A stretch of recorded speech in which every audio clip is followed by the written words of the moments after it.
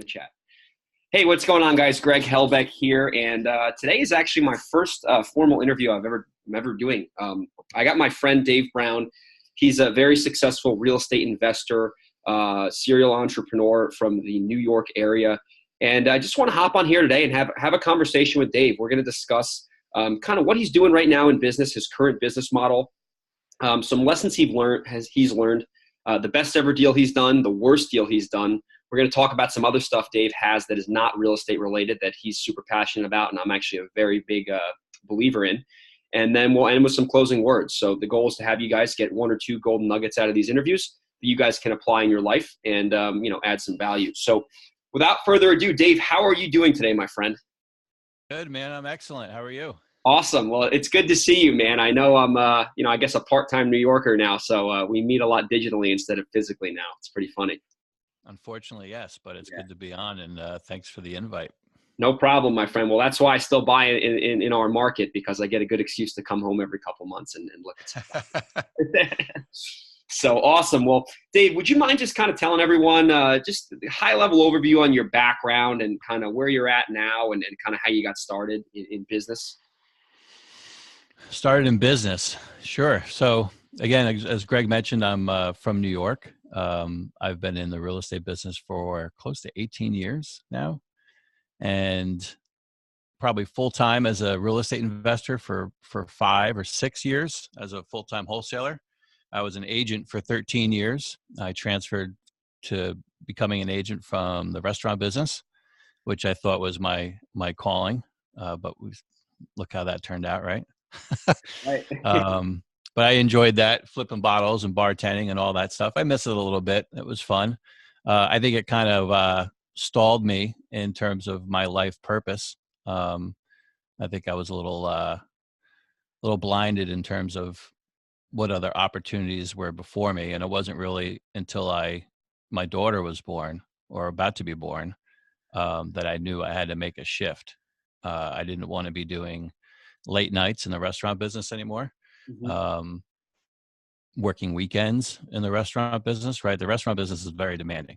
Whether you're a cook or whether you're a waitress or a bartender or a manager or an owner, very demanding. It's 24/7, nonstop, holidays, weekends, the whole thing, right? And that was me. And so I'm like, look, I'm going to have my firstborn kid, my daughter, and I want to be home, tucking her in bed instead of, flipping bottles at night, dealing with, belligerent drunks maybe sometimes. Totally. Yeah. You're putting out fires, and, when you want to be spending time with the people you love most, totally understand, man. So you pivoted. Yeah, I pivoted. My buddy introduced me. He got his real estate license, and he's like, Dave, you should do this. And I'm like, I've always thought about it. I was always interested in real estate, just like everybody, right? And Sure. in Everyone is. one form or another. Yep. And lo and behold, I got my license, and I've haven't turned back. I mean, the thing about me is I've never had a 9-to-5 job ever in my life. It's always been commission basis or my own hustle, my own work, my own business as an entrepreneur. So part of that reason is just a little context and backdrop. Is my father passed away when I was very young. I was 3 years old. He took his own life, unfortunately.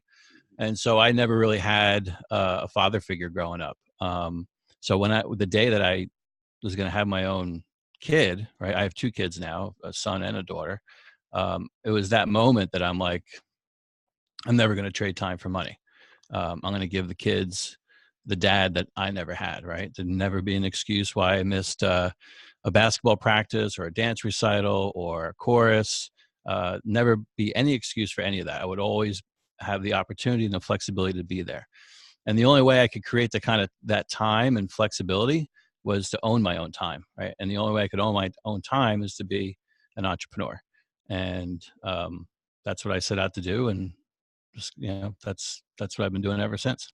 Absolutely, man. I'm really glad you shared kind of your background there, giving everyone some great context. And I really love the part where you talk about, kind of beginning with the end in mind. It's a real thing I've been focusing on recently. It's part of Stephen Covey's seven habits of highly effective people. Kind of always starting with why you're doing something, beginning with the end in mind. And the whole power of entrepreneurship, or just not having a 9 to 5 and being able to own your time is super powerful, especially like you mentioned to all the listeners, when you can tie that, that benefit to, the true reasons why you want to do it. It just makes everything super, more powerful.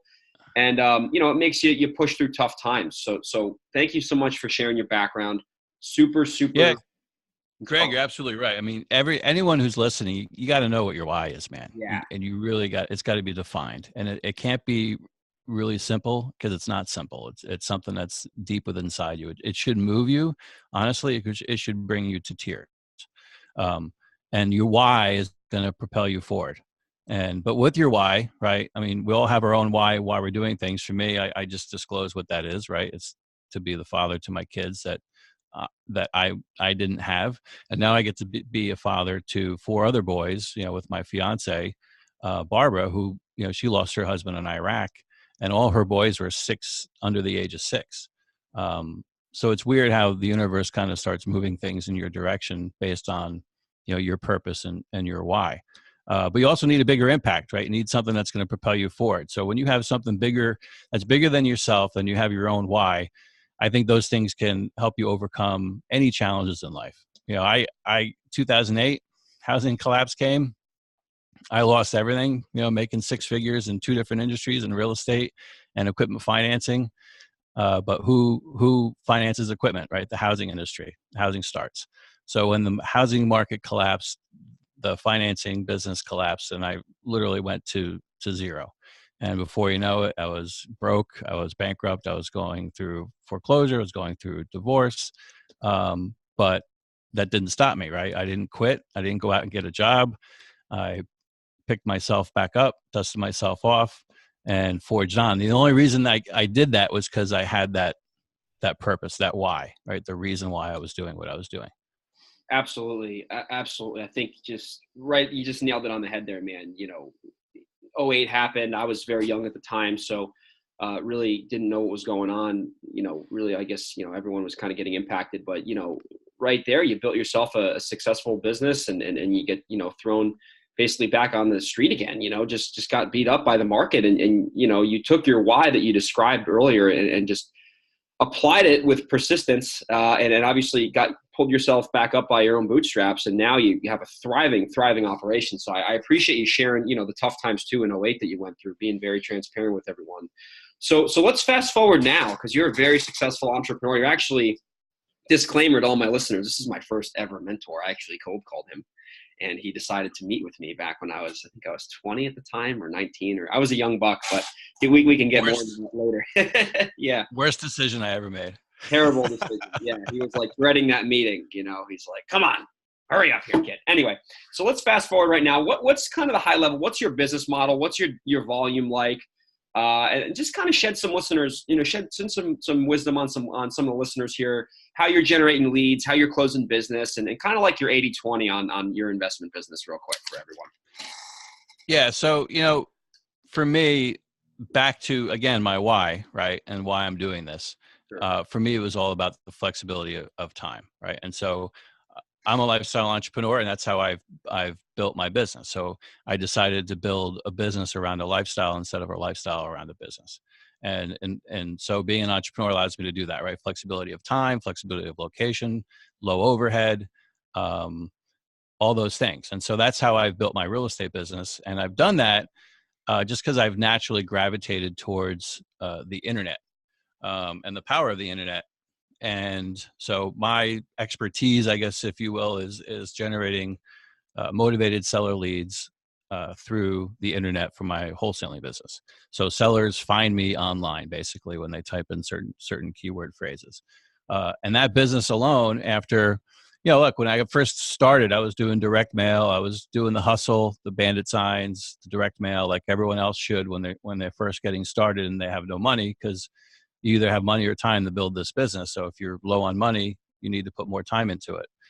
Ideally, we want to get to a point where we can leverage both. But then when I first started out, just like everybody, lot of people don't have the capital initially. So you have to do the hustle. So I did all those things. And as I was doing things, you see one of my son-in-laws there in the background. That's all right. You can keep. um, as you're doing those things, you start to gain momentum and you start, I think, gravitating to certain things that work for you, right? You got to know who you are. And so from a very early point in time when I started to see results, and the internet was just starting to really click and take hold, I just gravitated towards that. And I started doing websites and things like that as a side hustle on the side. Yeah, I yeah. built like 50 real estate websites for other investors over like a 2-year period, through certain education groups that I was a part of with real estate. And I just always gravitated towards the internet. And then it was about 5 years ago that I really took everything that I learned from marketing for real estate leads as an agent, and then plus marketing for clients to build websites. And I was also doing like affiliate marketing and list building and sending out affiliate offers to make money. I took all of that knowledge and I applied it specifically into my real estate business to generate leads. And Fantastic. that was with search engine optimization, which is my business now. And so I'm a lean and mean. I don't have, like I mentioned before, no big overhead, low costs, freedom of time, freedom of location, right? And I generate about 2 to 3 deals a month doing that, and it's all from search engine optimization, organic traffic. I do very little direct mail, very little PPC, and I just build a machine that keeps pumping out leads each and every day. Awesome. Well, I really appreciate you sharing with everyone, kind of your overall business strategy. And I really want to just pause here and just kind of tell some of the listeners, whether you're in real estate investment or not, or entrepreneurship, whatever you're doing. I really like Dave's business models because he's very, very good at beginning with the end in mind. I have a lot of friends who have very big businesses, and Dave and I are, we run in the same circles. We know a lot of the same people. And, I think the big thing nowadays is everyone's saying you have to have a ginormous business in order to be quote unquote successful. And I just think that's something that I think everyone likes to chase. And sometimes maybe they'll get there and they realize that they built a big business and it's really not what they wanted. And actually it's sort of counterintuitive. So if you're listening out there, 100%. yeah, if you're listening out there and you don't want a big business and you just want to have a business that supports your lifestyle, that's completely okay. Just because everyone in your mastermind group's doing 10, 15 deals, there's nothing wrong with that. I think that's fantastic if that's what you want. But if you don't want that and you want a lifestyle business, don't think that you're doing anything wrong. And I think Dave just shows you a very good example on having a business model that's serving him instead of having him serve it. So Dave, if someone was a new internet marketer and they wanted to get good at real estate investing, particularly generating leads on an SEO basis, if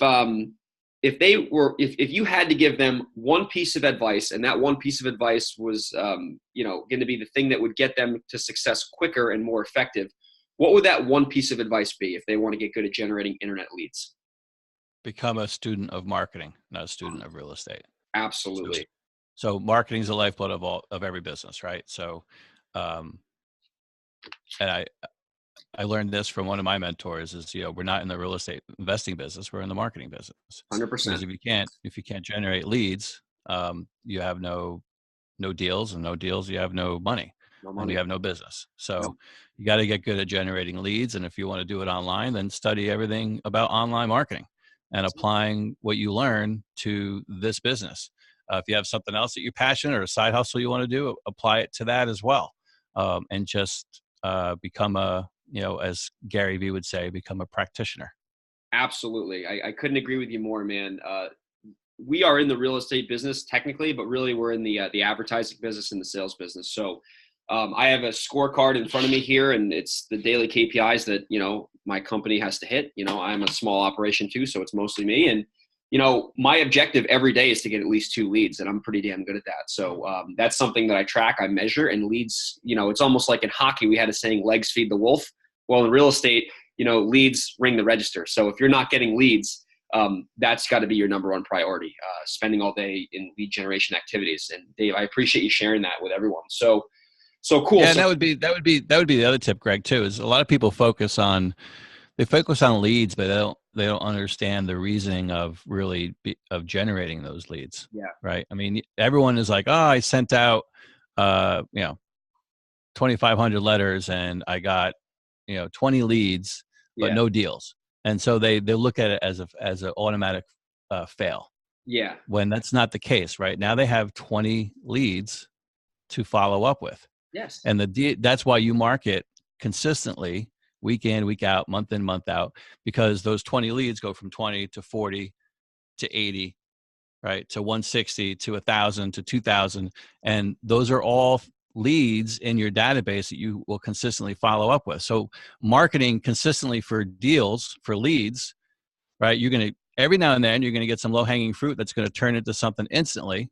yep. But most of the time, it's not like that. It's going to take that basket full of leads to follow up with to really consistently create that income and that outcome that you want to see. Absolutely. I'm so glad you mentioned that, because a lot of people, I think a big reason a lot of new investors have a tough time is that they have the wrong expectations going in. And I think if you can take some of the stuff that Dave and I are talking about right now and really just be open and receptive to what we're saying, you're going to have a lot easier time transitioning as a, especially a real estate investor. So, like Dave mentioned, guys, there's going to be some low hanging fruit out there. And if you do enough marketing and you're good at it, certainly that's going to be some of your business every month. I mean, I have leads that, we'll get in and we'll close them right away and we'll flip them quick. Same thing with Dave. But most people, they're not going to want to do business with you right when they call. Perry Marshall's a great marketer I follow. He calls it having a bleeding neck, or I think it's Dan Kennedy, one of those guys. Not everyone's going to have a bleeding neck. And some of our best deals, and then we'll transition into the Who the hell wants a bleeding neck? That's a yeah. terrible analogy. Well, no. The prospects have a bleeding neck and they need help right away. Like they're in the urgent, they need urgent attention, so that would be Yeah. It's a little dark, man. Yeah. Well, listen, I mean, I just read the books and I just repeat what I read. don't Yeah. No, I like it. don't quote me on it. Anyway, but yeah, I mean, most people aren't going to want to do business with you right away. And some of our best deals, I'm sure Dave has had this too, are deals that we've been following up with them for a year, 2 years, and that leads to $50,000-$60,000 spreads sometimes. So guys, you got to follow up. You got to be a student of marketing, and you got to be consistent and persistent. And I'm sure you've heard this before. It's not the first time you're hearing this, but if you hear it over and over again, it's got to be some clarity and some signal. So all right, Dave, I appreciate that. Let's go into what's one of the key lessons that you've learned, whether it's business or life or anything. If you had to pick one key lesson that you could share with everyone that you've gotten value from and that you believe others can get value from, what would that lesson be? The key lesson. Yeah, it could be business or life, whatever you're feeling, man. Maybe it's basketball. I know you're a basketball player. I mean, don't double dribble, whatever. Yeah, I think just really knowing who you are, right? Being true to yourself, being authentic, knowing what moves you, what gets you excited, what makes you passionate. Because if you can follow those things and do those things, I think it makes everything a lot easier, right? Now, look, someone might say, I'm super passionate about golf, right? That's all I think about. That's fine, right? But at the end of the day, you're probably not going to be able to make an income out of golf unless you're Tiger Woods, right? And not everyone's going to be Tiger Woods. Let's be honest, right? Not everyone's going to be an NBA basketball player. I wanted to be an NBA basketball player, but I'm probably like 5 inches too short. I wanted to be a hockey player, right? Yeah, exactly, right? That was my goal. But if those are things that you're passionate about, then you need to find ways to continue to do them and do them regularly, right? Because it's like almost like meditation. Like it's your escape. It's the thing that keeps you grounded. It's things that gets you excited, that gets the heart rate pumping. And when you're doing those things, then your mind starts really thinking and focusing and kind of brainstorming, about the things that you are earning money in, the things that you want to bring value into the marketplace, whether it's real estate or like our podcast or something like that, right? Things start to fire in your head when you're like, for me, I love to run too, so I try to run as much as I can. Yeah. love playing basketball. I try to do much as that as I can. So staying true to who you are, continuing to do what you're passionate about, whether it's a side hustle or whether it's just a hobby, to keep you kind of motivated each day, to keep you happy. Absolutely. I love it, man. I love it. I like how you can tie, maybe not everyone's going to be Tiger Woods, but you can tie, I guess your true passion to maybe a business model that could feed your passion. You kind of get the best of both worlds. You have your cake and eat it too. It's funny you said that. My best ever breakthrough, I think, in real estate investing actually came when I was playing hockey. This was a couple of years ago. I don't think I've ever told this to you. I was stressed out. I was not a very good marketer, and I was very new to the business. And I was playing hockey one day, just trying to clear my mind. And I was like, well, who would the most motivated type of seller be, and how can I find them? And I just determined it was a certain criteria that I was never thinking about. I ended up getting a certain list that fit that criteria, and that's how I ended up having my first ever, big deal that really changed it for me. And it was from kind of taking time to do what I used to really love, which was hockey. So absolutely, Dave. Thank you so much for that quick tip. Now let's share with all the listeners, we have a lot of real estate people, I'm feeling. So what's the best ever deal that you've done that was, let's just call it the most profitable deal ever, just start to finish, the best deal you've ever done? So I'll give you two examples. So one was a wholesale deal. That was, I think, my very first wholesale deal. And this is right. So my very first one, and this is where I really started getting good at the internet. Yeah. I created a Google Places page, or Google Local page back then it was called. So this is probably 10 years ago. And someone typed in "We Buy Houses Fishkill," and they saw my ad, and we made the deal happen. And that was a $35,000 wholesale profit. Woo! And then after that was a buy and close, and a lipstick pig, right? We just went in, we did fresh paint and did some carpet. You saw that house in Montgomery, right? In Montgomery, yeah. Motel. I love those, man. Yeah. And I couldn't believe I got it at the price that we bought it at. But that was I bought it for $205, put 15 into it, and made $60,000. Love it, man. And I think I only had the house for less than 3 months. That's awesome. Those never get old. I like how you actually talked about wholetailing, which is a business model I'm starting to do a lot more of. Yeah. Texas. Yeah.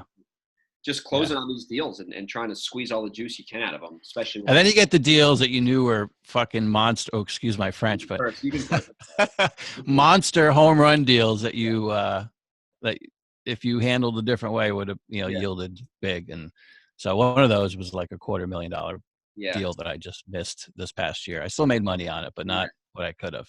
So. I remember. But those are lessons, right? There's all of a sudden you take those times when those happen, and you look at them in a different way, and you're like, how would I handle that differently, or what mistakes did I make? And then you're prepared for the next time that comes down your pipe. Absolutely, man. I love it. I love it. Some of those, and that was the one in Queens, I think. And then that actually piqued my interest in starting to do some more of my marketing down there. So we could talk about it offline. So let's transition. We got a couple more things we're going to talk about. So I like to start with the good, but let's get into a little bit of the bad. What's the worst ever deal you've done? What's the biggest turkey? I call bad deals turkeys. I learned it from a book I read one time. So share with the listeners your biggest turkey, which is a bad deal if you're not familiar with that term. Yeah. So I would say, let's see, 10 years ago, I invested in an organization. Many of you probably have heard of it, Fortune Builders, which is a great education company that basically teaches you the model of rehabbing, right? That's their main focus. And so we went out and started making offers on REO properties. This is soon after the housing collapse of 2008. You guys aren't familiar with REOs? That's just a bank-owned property. Yeah, bank-owned property. And we locked one up, and that was going to be our first ever rehab project. Had a contractor crew go in, all this stuff.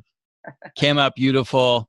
But the thing that we already had our profit set in our mind what we were going to make, right? And we were gung-ho on that was going to be it. Yeah. And lo and behold, and we overpaid for the house, number one. And we also bought it at a time when the market was probably still declining. Sure. So when it was time for us to resell, it didn't sell at the price that we thought. And because we were so keen on making the profit that we wanted to see, Yeah. we let it sit too long, and we didn't get aggressive enough with the property. And there was 3 people involved, myself and 2 others, and we all lost 10 grand each. So 30K loss.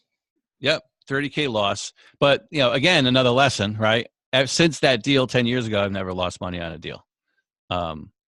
Just because I refuse to now. I mean, it's just never going to happen.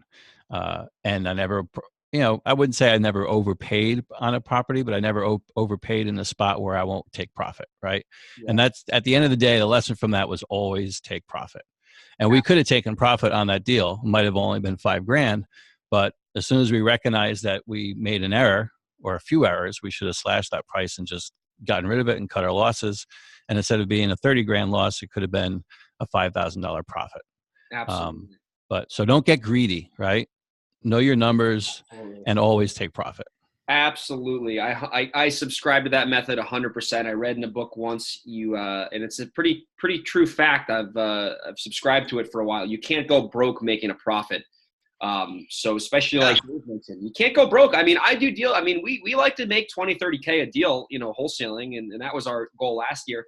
And this year, I mean, our pipeline right now, we have some small base hits where we're going to make 2, 3, 4K wholesale fees. And I'm okay with that, so you can never get too greedy where you think that, trying to get cute in negotiations and thinking that, you know what, if I just do this, I can make an extra 10, 15K, especially if you're closing on stuff. So guys, know your numbers. And sometimes it's okay to take a little profit if you're not going to lose money. So yeah, look, you're an entrepreneur. You have to be flexible, right? 100%. Adaptable. You have to be quick on your feet. And there's a lot of things that are moving targets, right? We can go in with the best intentions, but there's a lot of variables that we can't control. But if we're ready to act and we're prepared to act, we can compensate for those and still come out ahead. Absolutely, 100%. So guys, don't get greedy. Don't count other people's money. And remember this, you can't go broke making a profit. So thank you so much for sharing that, Dave. I'm sure that was a painful one to retell. Yeah, and another lesson, right? I mean, we all had this idea that we're going to make all this money, right? Oh, yeah. And that was, so what happens when you chase money? It runs the other way. It runs, and that's what happened there. We kept, chasing, and thinking we're going to get this, and then we're blindsided when we should have been going the opposite direction. Absolutely. Hey, listen, it's part of the game. MJ DeMarco, there's a great book out there, guys. And I'm going to plug books as, we do these interviews that I've gotten value from, or my guests have gotten value from. MJ DeMarco coined that phrase, money chasers. And he says, when you chase money, it's going to pick up and it's going to run like a scared cat when you're walking around trying to give it a bath. So guys, don't get greedy on deals. All right, well, Dave, we're going to transition into our final part of the show here. We're going to talk, we're going to move beyond real estate and business, and we're going to get into one of the things that I know you're very passionate about, and it's the American Snippets brand that you've been building over the last couple years, and you've actually recently been attracting some powerhouse guests that I've really been impressed with. So, Dave, can you kind of share with everyone kind of what is American Snippets and what are they about? Yeah, so American Snippets is a media company that with its focus around a podcast that we have. And it's all about positivity. We have a couple taglines. One is positivity, possibility, and patriotism. So it's I would say, a national platform that supports those who honorably serve. It promotes the American dream, and it encourages the value of giving back. And so we have don't just be inspired by our guests, but let them propel you into action in your own life, right? Don't just be inspired, be exceptional. It's all about showcasing, I should say, all the exceptional Americans that are in this country, whether they're small town heroes, military heroes, celebrities, influential entrepreneurs. They all have a message and they all have a story to tell. And we want those stories to help you in your own life, in your own pursuit of your own American dream, which, for us, we believe it's alive and well, right? There's Gary Vee talks about this a lot, where it's the greatest opportunity in human history to be alive. There's so many positive things going on. And in this country alone, there's so much opportunity out there for you. And it's, and it comes down to me was whether you want to be the victim or be the victor, right? which one are you? And we decided that we're going to be the victor, and we wanted to bring victors on, people who are winning at a high level, and use that to inspire other people across the country. So we don't get into politics. It's American Snippets. No politics. It's just about positivity. And we've had some great, as to Greg's point, we've had some really great guests on the show over the past year and a half since we've been doing it. We've had Max Martini, Elena Cardone, just had Steve Sims, so Sean Stevenson, a lot of really incredible people, plus everyday people who are just doing amazing things. So appreciate it if you all would check it out. Absolutely. So you guys check out American Snippets on Apple or iTunes podcasts, and definitely check it out. A lot of great stuff on there. I've listened to several podcast episodes, and they're absolutely fantastic. And Dave, one more thing I wanted to chat about real quick that you had going on. I guess this is a little real estate related, going on with some of the veterans, the veterans real estate thing we were talking about at lunch a couple weeks ago. And just kind of share with everyone what you're kind of doing in there. I thought that was very fascinating when we spoke at lunch. Yeah, so this ties into what we're doing at American Snippets a little bit too, right? We started American Snippets predominantly because we were tired of the negativity that we're all inundated with in the news, in the papers, right? I wouldn't watch the news so much, only because of that. It affects your mind. I think it's a little bit of brainwashing. So we wanted something, and the news, right, to get clicks and to get their audience, like news is 90% negative. It just is. Absolutely. Right. It's about a murder here or a killing there or a robbery here, or, the president did this or Russia did that. Getting invaded by Russia. Yeah. Yeah. I mean, and so, but every now and then, right, there'll be a little segment, hidden in the fine print about a positive story. And we wanted to reverse that trend at American Snippets, right? And a big part of that, was my fiance, Barbara Allen, who, she lost her husband in Iraq. And as I mentioned before, 4 boys were left behind. She has a crazy story all of her own. Her husband was actually murdered. She wrote a book about it. And she came up with the idea of American Snippets. So came full circle where, now I have this woman in my life who I love and I plan on marrying, and she has this passion. She's patriotic. She's American. She's a military lady, Gold Star wife. And now that's kind of rubbed off on me, and my entrepreneurship has rubbed off on her. It's kind of like the Kit Kat, where you put your chocolate in the peanut butter. Yeah, right on. I love it. And so when you start going down a path where you feel like things are just really moving in the right direction, and opportunities are coming, and you're open to opportunities, I think the universe just starts, bringing things in front of you. And one of the things that it brought was this veterans investing, which, veterans are a big part of what we do at American Snippets anyway, right? Yeah. So all of a sudden this came along, and it was a perfect fit to run with. And that came from another person like Greg, who just randomly reached out to me to try to, to be his mentor. He found a video online, and we connected. We had coffee. He did some stuff in my business, made some money with me doing some deals. And then long story short, I think he struggled with the day-to-day of the transactional wholesale business. Yeah. Maybe it wasn't for him. So we brainstormed about ways that he could leverage his veteran experience, his military experience. He was a Marine, combat Marine, disabled. So how can you take that and turn that into maybe something else that's going to attract people, attract other investors, attract other veterans?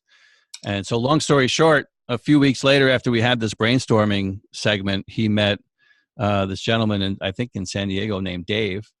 And he talked about putting together this opportunity fund. It's ended up being called Veterans Investing. And over the last 6 months, we built out this tax IRS approved, SEC approved opportunity fund, which is part of the president's new tax plan. And there's zones all across the country, usually by each state has designated certain zones, usually by zip code or county, that you could buy the property in and get these tax benefits for by purchasing property. And so we created $100 million opportunity fund that if you have capital gains for the year and you want to defer those capital gains and not pay it to the government, you could put that money into this fund. for accredited investors only. So it's rolling out. That's the first part of it. It's live now, and you can go to veteransinvesting.com and learn all about it. I'm on the board with 4 other gentlemen, including the founder, who is Chris Fontaine, who is the combat veteran I spoke of. And the second piece of this is we're creating a Veterans Investing University, which is basically like an online university where just for veterans and their dependents or Gold Star families, where they can go in and they can learn real estate investing, they can learn wholesaling, they can learn rehabbing, and they can go out and actively seek out properties in these opportunity zones as well and get compensated for it. Absolutely, Dave. I love that, man. I know when we were talking at lunch about this, it was really, had my ears perk up, and I was really, I'm really proud of you, man. This is a really cool thing you got going on. It's adding a ton of value, and once again, man, I appreciate you for sharing all that stuff. So let's kind of conclude this interview here, with some closing words. First of all, I want to acknowledge Dave. Not only is he one of my best friends, I've known him for a handful of years now. He's a solid guy. I mean, I actually called Dave a couple months ago. If you guys don't know, I moved out to San Diego, California, and I was in a little bit of a quagmire once I got out here. I didn't really know kind of where I was kind of lost, and I had this certain goal I wanted to achieve, and I got there, and I felt pretty lonely and empty. And I called Dave up. We probably spoke on the phone for hour and a half, and he really helped me out and gave me some clarity and some guidance. So definitely follow Dave Brown. We'll get some instructions on where you can follow Dave. After we're done here. And he's just a solid dude, great business person, even better human being. And it's a pleasure to see Dave grow on a daily basis, man. I really appreciate you coming on and being my first guest. And if the listeners wanted to get in touch with you, what are the top 2 or 3 ways they can get in touch with you if they want to learn more about what you got going on? Yeah, well, first, let me say I appreciate you having me on here as well. And to your audience and the people that follow you, your fans, I want to tell you they're in the right place with Greg as well. Greg is probably one of the most hungry young entrepreneurs that I know. He follows through with what he says he's going to do. I mean, if you want to learn from somebody and use somebody as an example of the things that you should do and not do, Greg's the man. Read what do you read, a book a week or a book a day? Like We're reading a lot. I read a lot. I yeah. don't have any competitive advantage I can get.